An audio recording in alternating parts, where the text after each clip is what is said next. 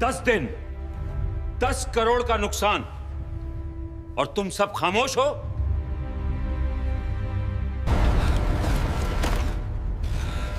ये मशीन खराब नहीं हुई, इसका गला घोटा गया है। ये हाथ, ये हुनर, तुम आखिर हो कौन?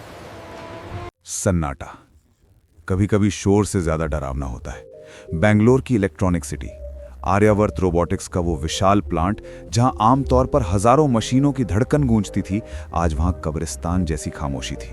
वजह थी हाइड्रोलिंक H900, वो मशीन जो इस कंपनी का दिल थी। पिछले 10 दिनों से कोमा में पड़ी थी। 10 दिन यानी 100 करोड़ का नुकसान।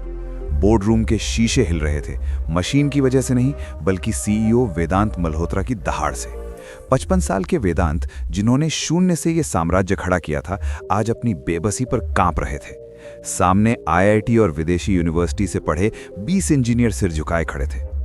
एक्सक्यूज नहीं चाहिए मुझे, वेदांत ने फाइल टेबल पर पटकी। दुनिया की सबसे बेहतरीन इंजीनियरिंग टीम है मेरे पास, और एक मशीन, सिर्फ एक मशीन ने तुम सबकी डिग्री को रद्दी बना दिया है। कोने में खड़ा प्रोजेक्ट हेड राघव मेहता पसीने पोंछ रहा था। उसकी आंखों में डर था, लेकिन वो डर नौकरी जाने का था या किसी और बात का, ये समझना भी बाकी था।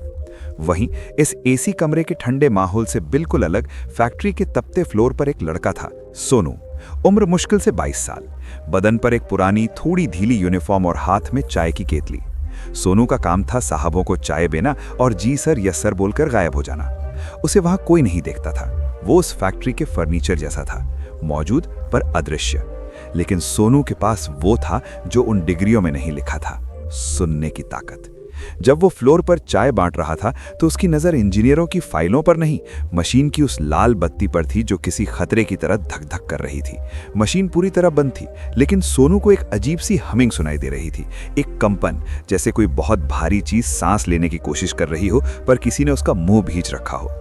वो मशीन के पास से गुजरा, उसके कदम ठिठक गए। उसने अपनी आंख से बंद की। उसे अपने नाना याद आ गए। सोनू का बचपन किताबों में नहीं, अपने नाना के पुराने ग्रीस और मोबिल ऑयल से महकते गैराज में बीता था।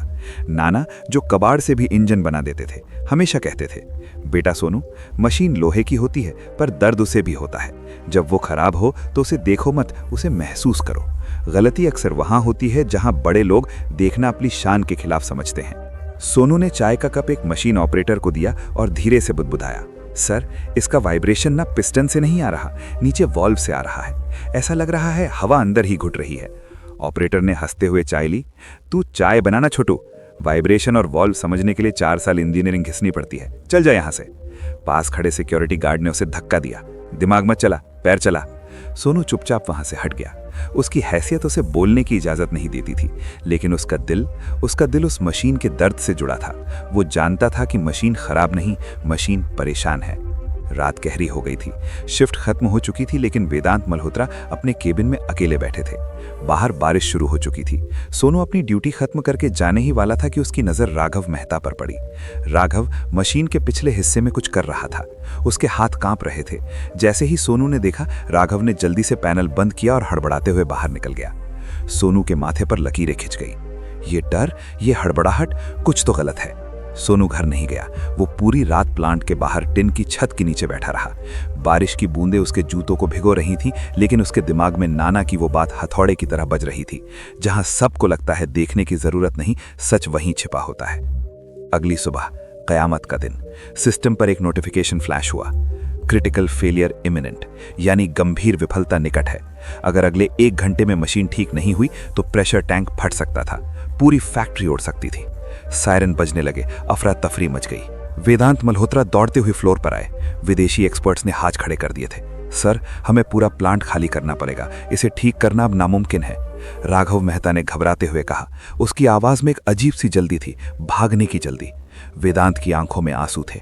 उनकी जिंदगी की कमाई, उनका सपना, सब उनकी आंखों के सामने राख होने वाला था। उन्होंने भारी मन से ऑर्डर देने के लिए माइक उठाया, एवरीवन इवैक्यूएट। तभी भीड़ को चीरते हुए एक आवाज आई, ये ठीक हो सकती है साहब। सबकी नजरें उस तरफ घूमी। वो सोनू था, चाय वाला सोनू। राघव चिल्लाया, पागल हो गया है, हटाओ इसे यहां से। गार्ड सोनू को पकड़ने दौड़े, लेकिन सोनू की आंखों में आज वो चाय वाले लड़के की झिझक नहीं थी। उसकी आंखों में एक कारीगर की आग थी। वो सीधे वेदांत की आंखों में देखते हुए बोला, साहब 10 मिनट, सिर्फ 10 मिनट दे दीजिए। अगर ठीक नहीं हुई तो मशीन के साथ मैं भी यहीं जल जाऊंगा। वेदांत ने उस लड़के को देखा, उस जुनून को देखा। उन्हें लगा जैसे बरसों पहले उन्होंने खुद को आईने में देखा हो। हारने के लिए अब कुछ बचा नहीं था। वेदांत ने हाथ उठाया और गार्ड्स को रोक दिया। छोड़ दो उसे, करने दो। पूरा हॉल सन्न रह गया। इंजीनियरों के चेहरों पर व्यंग्य था, राघव के चेहरे पर पसीना और सोनू के चेहरे पर शांति। सोनू मशीन की तरफ बढ़ा।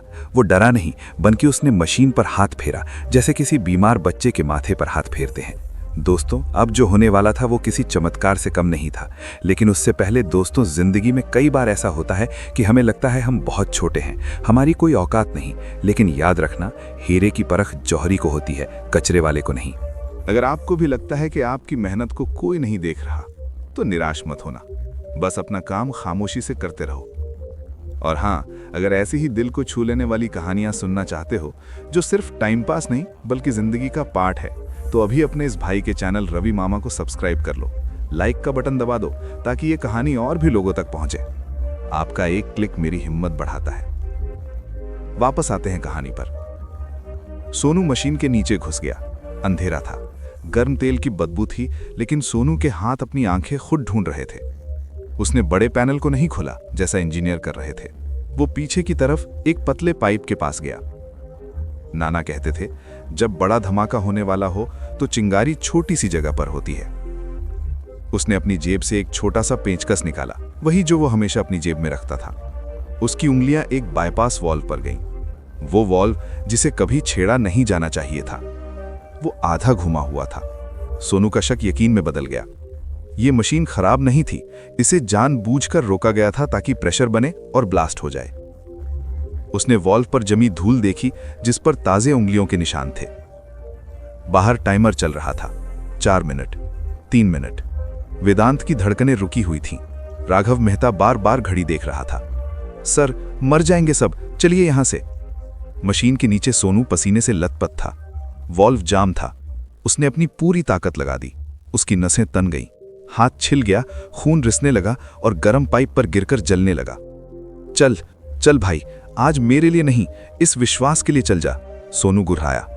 उसने एक झटका दिया। खट आवाज आई। वॉल्व अपनी जगह पर सेट हो गया।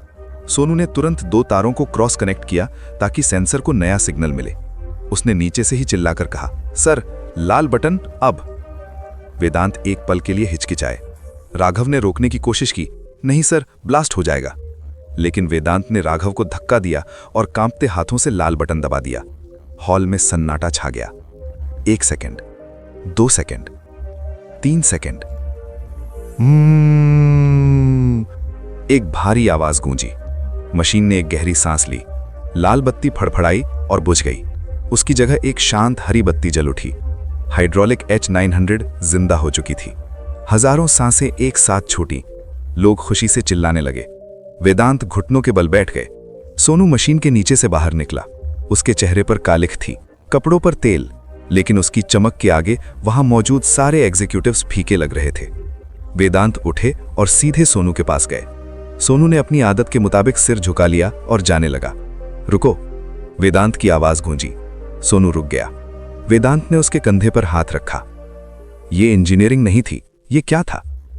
सोनू ने धीरे से कहा, सर, मशीन को सिर्फ इंजीनियर की नहीं, कभी कभी एक दोस्त की जरूरत होती है। उसका वॉल्व जाम नहीं था, किसी ने जानबूझकर घुमाया था। प्रेशर अंदर ही घुट रहा था। सोनू ने राघव मेहता की तरफ देखा नहीं, लेकिन इशारा काफी था। राघव का चेहरा सफेद पड़ चुका था। वेदांत सब समझ गए। राघव को उसी वक्त गार्ड्स ने पकड़ लिया। लेकिन कहानी यहां खत्म नहीं हुई। असली ट्विस्ट तो अब आने वाला था। वेदांत की नजर सोनू के उस हाथ पर पड़ी जिससे खून बह रहा था।